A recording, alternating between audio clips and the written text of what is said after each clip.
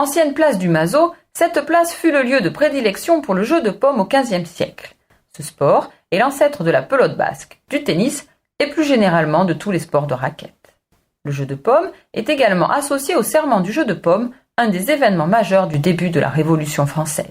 Aujourd'hui, c'est un des rares endroits de la ville intramuros profitant d'un bel ensoleillement. Ainsi, les restaurants y sont nombreux. La béalière que nous avons vue du pont des Récollets tout à l'heure amène l'eau dans le canal du Moulin qui passe sous les maisons à gauche de la place et parfois derrière à ciel ouvert. À ce niveau, il servait aux tanneries des pots et au trempage des lames de couteaux, d'épées et de sabres.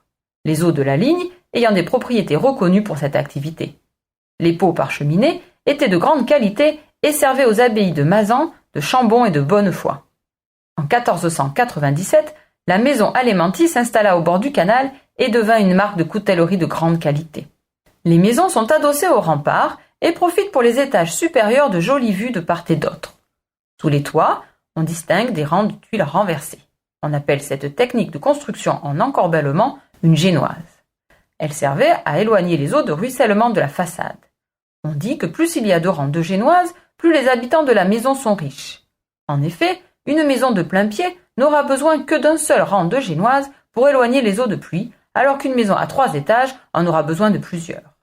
La famille Suchet, originaire du sud de l'Ardèche, pratique le commerce de la soie depuis plusieurs générations. Doté d'une solide instruction, Suchet entre dans la garde nationale de l'Argentière en 1791 comme sous-lieutenant, puis rejoint une compagnie franche de l'Ardèche lors de l'appel des volontaires. Plein d'ardeur et de zèle, le jeune Suchet conquiert rapidement en 1792 les grades de lieutenant et de capitaine. Le 20 septembre 1793, il est élu lieutenant-colonel du 4e bataillon des volontaires de l'Ardèche à Bourg-Saint-Andéol. Ses talents militaires sont reconnus par Napoléon, qui déclare sur l'île de Sainte-Hélène que s'il avait eu 2 maréchaux comme Suchet en Espagne, non seulement il aurait conquis la péninsule, mais il l'aurait aussi gardée. En bas de la place se trouve l'hôtel de Rochier, ancien seigneur de Sagnac. Beaucoup de seigneurs des environs avaient obtenu un pied-à-terre à l'Argentière. Vous pourrez ainsi voir plusieurs de ces hôtels lors de notre prochaine étape.